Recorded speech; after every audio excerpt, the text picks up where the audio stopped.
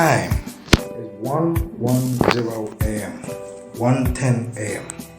The date today is the 11th of the 7th, July 2020. The day is Saturday. In Hebrew Iconology T993, if the soul is born to a male, Kwa'ami, born to a female, Ama, the soul's characteristics is the ancient wise one, like my son, Kwame, Jose Mourinho, and my friend, Anansi.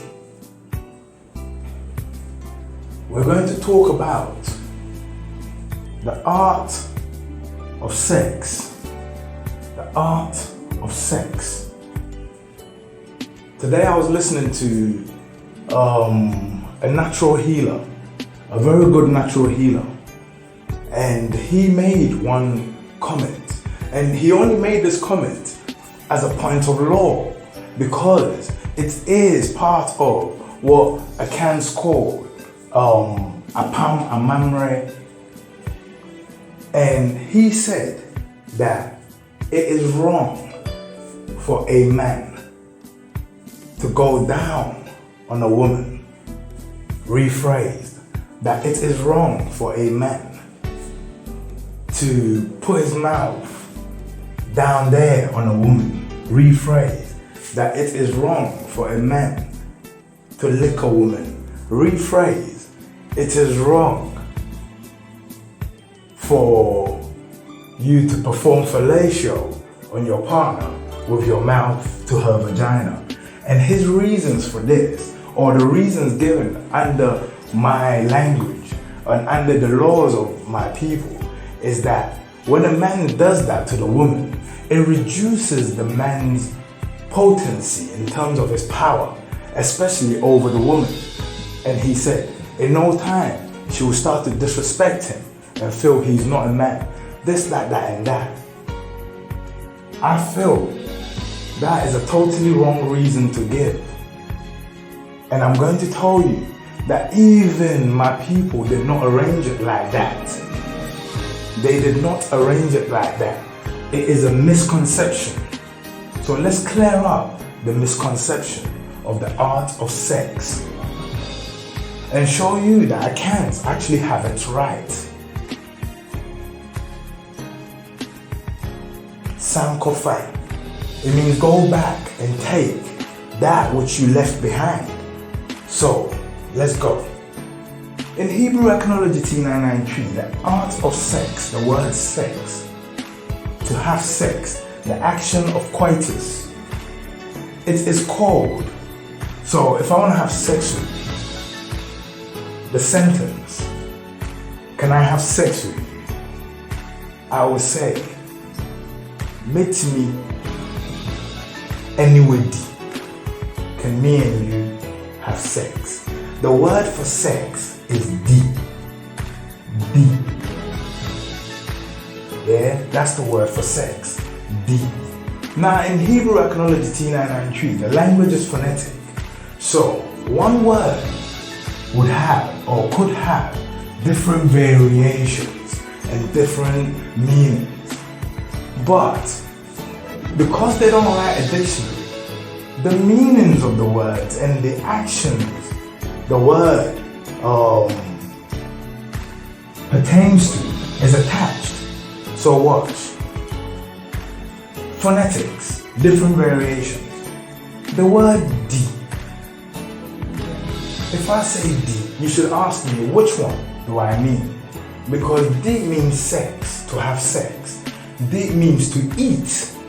So when there's food, a plate of food in front of you, when you're about to eat that food, the action of eating, E-A-T, its equivalent in tree is deep. The same word for sex. The word deep means to eat. It also means to have sex. And the action is the same. The food goes inside you. Sex, you go inside each other. The language is very clear about this, because then get this. Another example to support this is the woman's breast. The woman's breast. In the language of English, the woman's breast is called breast. The dictionary will tell you what a breast is, what type of organ it is. The science dictionary will tell you the purpose and the function of a breast. In Hebrew Archaeology T993, we also have a word for the woman's breast, or for breast in general. The word is called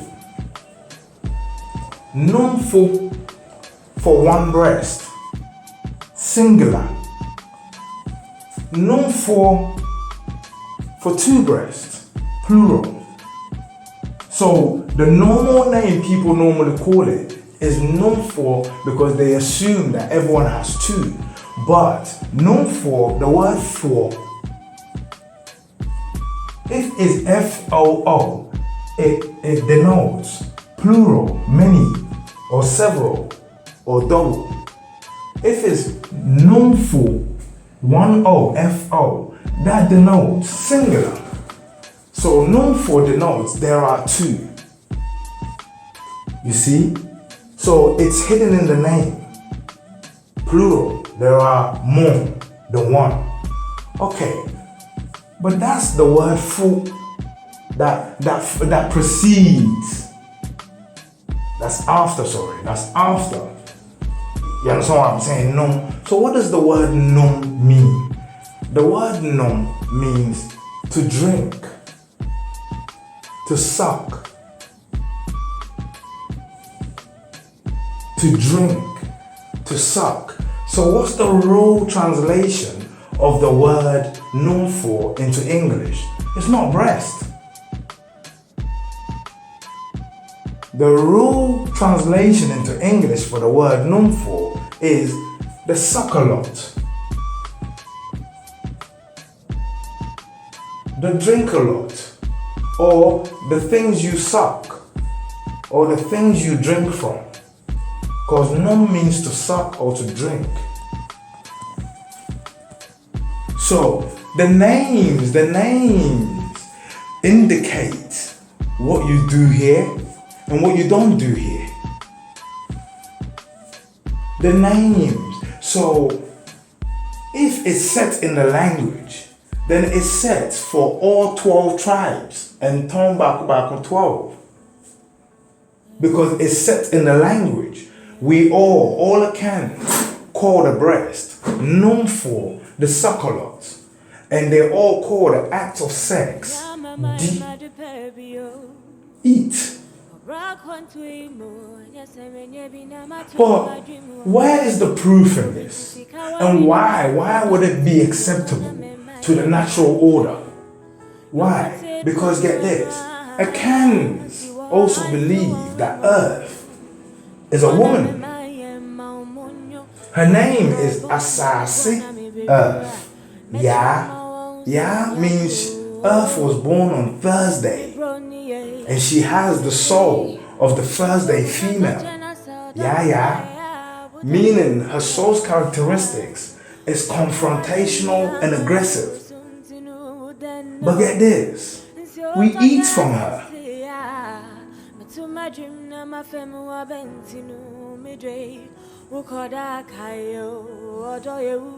We eat from the woman, from every part of her. Every part of her. We don't even question which part of Earth we're actually tapping into. Is it her vagina? Do you eat vagina? You say you don't eat vagina, but Earth is a woman. And she reproduces, thus it means Earth has a vagina. And you don't eat vagina.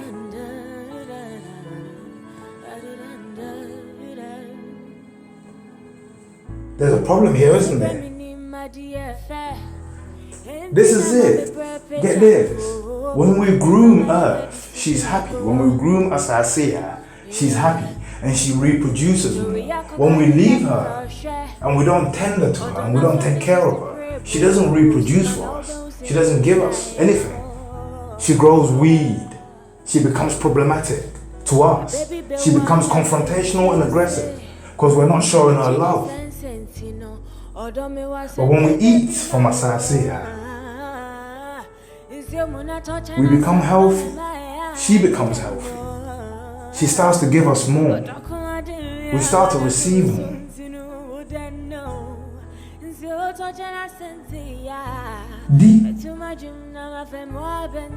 Dima weninje. Dinama waware ensiso. Eat. They say the path to a man's heart is through his stomach. Where is the path to a woman's heart? Where is it? It's in her womb. It's in the womb area. Why? Because a woman that doesn't love you will not reproduce a baby from you. Because reproducing a baby is a sacrifice and a half. Even more, it's a life and death decision. You don't make it for any Tom, Dick, and Harry. You make it for the one that moves your earth. For the one that surfs and turfs. You see what I mean? It's a life and death decision. A woman has no way of predicting that she's going to come out of it.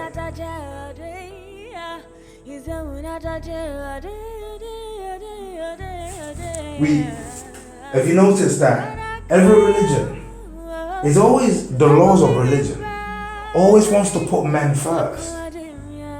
If man does this to the woman, it's this. It weakens the man. The woman is born of sin. The this, the that, the this, the that. Rah, rah, rah. Let me give you one example that floors a religious argument.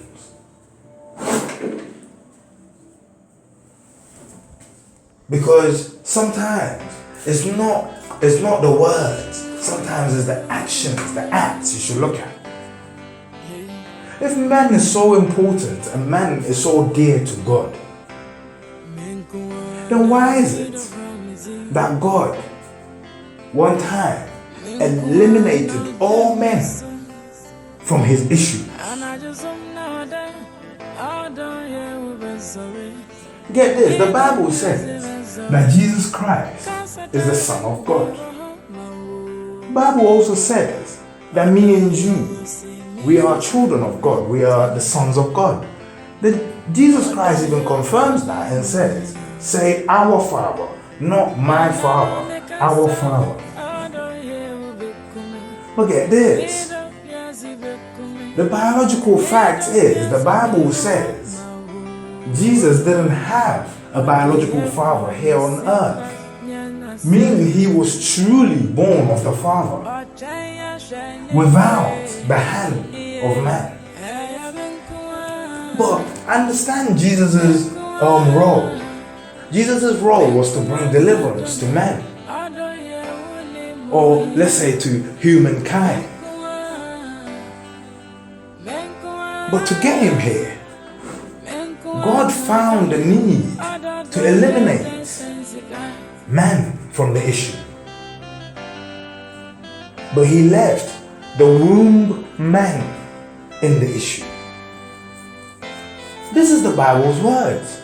And the womb man gave birth to a man. If the man was so important, then this is what God would have done if the man was so important. Jesus would have been born of a man and him, God. But a man is not that important. So Jesus was born of a womb man and him, God. But get this. Doesn't that scare you? Because it means that the woman could have gone to sleep and woken up and there was no man on the face of the planet. He killed them all off. Because he doesn't need men. But get this, it doesn't mean he can't create men. And then in no time, the woman will wake up. All the men gone. They're 100% sure all the men are gone. Next thing, all the women are pregnant.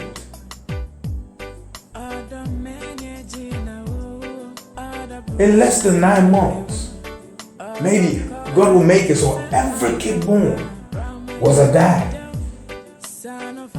and start all over again.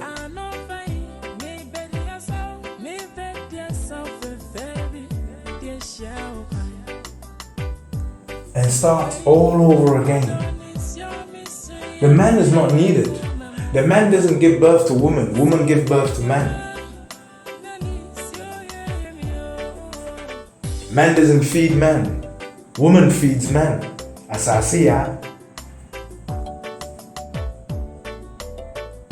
And it is the order in which the Creator put it. And you see a canvas.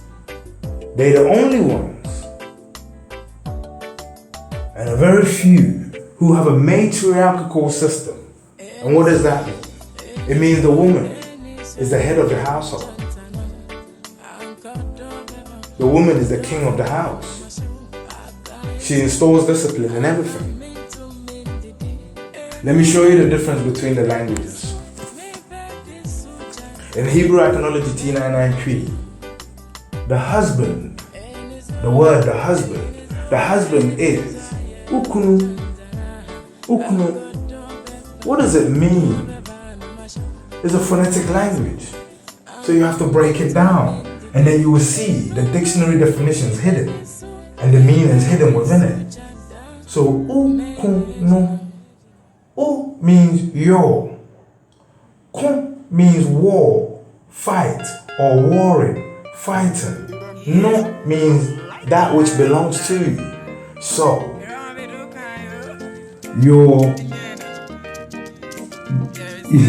your fighting partner, or that which fights for you, or the fighter that belongs to you, or the warrior that belongs to you, or your warring partner. So he's not just your husband. He's not the guy you marry. He's the guy that defends you. He's your fight. The language recognizes that. The man is the fight. This is your fight. So the woman is not meant to be going out there and fighting, even if there's a need for it. That's why she's got a fight, a war, a fighter, a warrior. And she's willing to reproduce for him. So he's willing to die for her. And she chose carefully. Ukunu, the wife, she is called Oyere. Problem. Why? The best way to describe Oyere, the word, and break it down is to give you an example. The example would be, imagine you're coming to visit me. And when you got there, all you saw was me on my left leg. And my right leg was hanging. And my wife has got me by my belt. And listen, I am hanging. In Hebrew Iconology T993, this action, she's pulling and tugging on me. It's, in English, it's force. She's using force on me. But in Hebrew iconology, oyere, that's what force is, yere. So she's tugging on me, yere me, yeah, that's what I'm saying.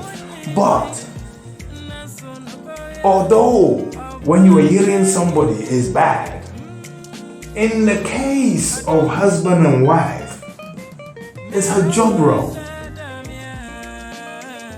So your wife moaning at you, screaming at you, and being forceful, like change your clothes, don't walk around with me like that. She's keeping the house, that's her job. But she does that by being the enforcer.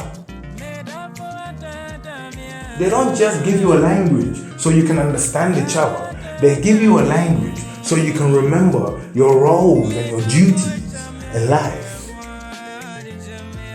If your wife does not enforce the cleanliness rule in the house, it means she's dirty herself. So she cleans, but when you make it like, hey honey, please, I hate kids, she needs to enforce it. It doesn't mean she has to do it, but she needs to make sure it gets done.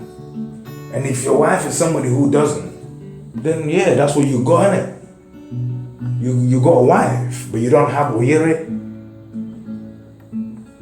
If men are slapping your asses as you're walking, and your husband cannot do nothing about it. And when I say nothing, I don't mean, listen, if you can't do nothing, get someone who can to do something, but let it be from you. But get this, if you do nothing about it, then the woman doesn't have ukunu. She has a husband.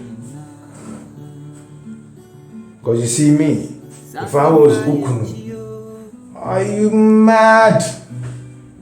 Before I get there, Kojo will get there. Take care of the business. You get an apology before the physical body gets there. You understand what I'm saying? Ukunu, your fight, your war, your fighter, your warrior. It's a language of instructions. And there's a language of facts. Dima weninje. Yena nanam ne kato. Our ancestors said it. They wrote it. And they left it. Dima weninje. Di. Upempo adidi. But the obeye bia. Di ma weninje. The time is 1:32 2